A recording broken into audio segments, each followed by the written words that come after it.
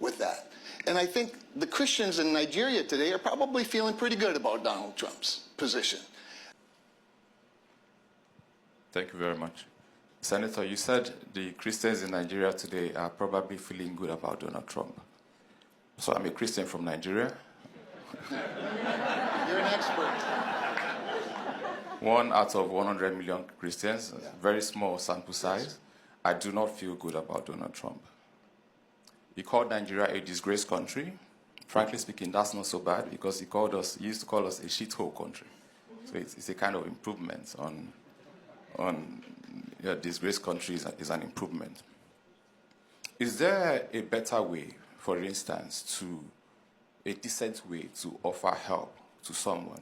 So if I looked at all the shoes on this panel, and you guys are wearing nice suits, everybody is wearing nice suits, but there's a differentiation of shoes.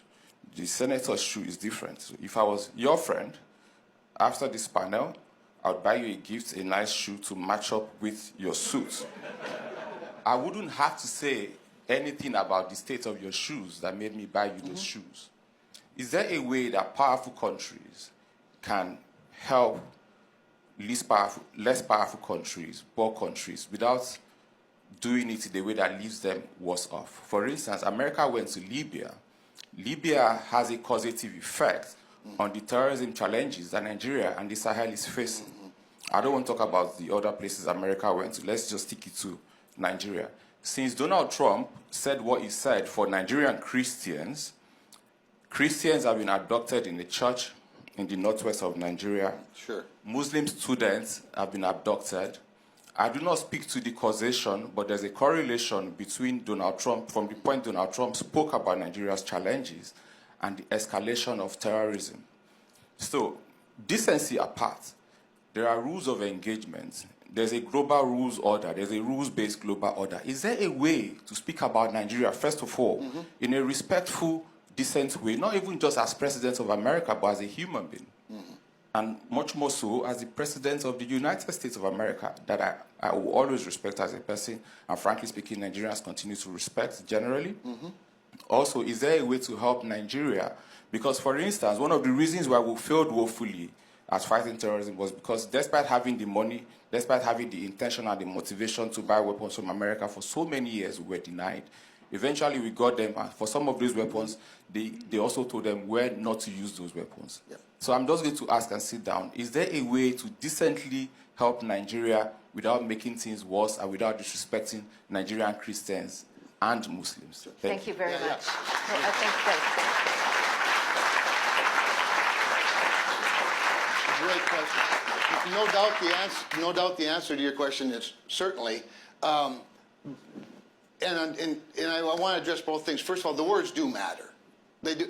You were kind in suggesting, is there a way to do some things and not needing, to make things worse by the wrong words?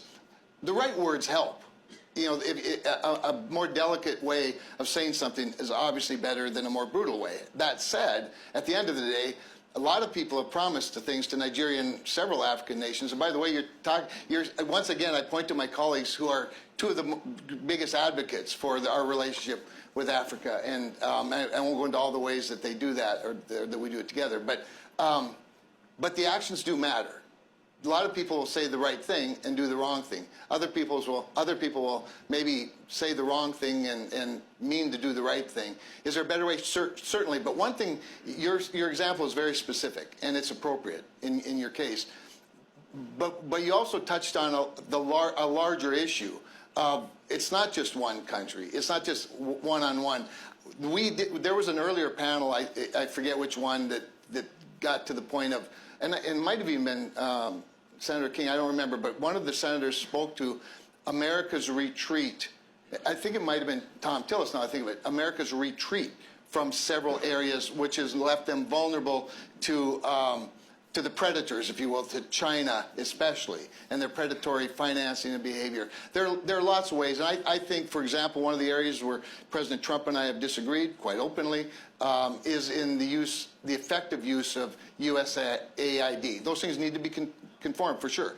But when we talk about democracy, and I talk about the difference in the United States as being more self-governed, he is a reflection of the country. All of our democracies, democratically elected leaders are a reflection of their country. And that's the pastoral role they should play at the higher level. But at the governing level, I think, globally speaking, aid to friends and would-be friends and possible friends is a bargain compared to munitions. And I just think we need to be more directly engaged in your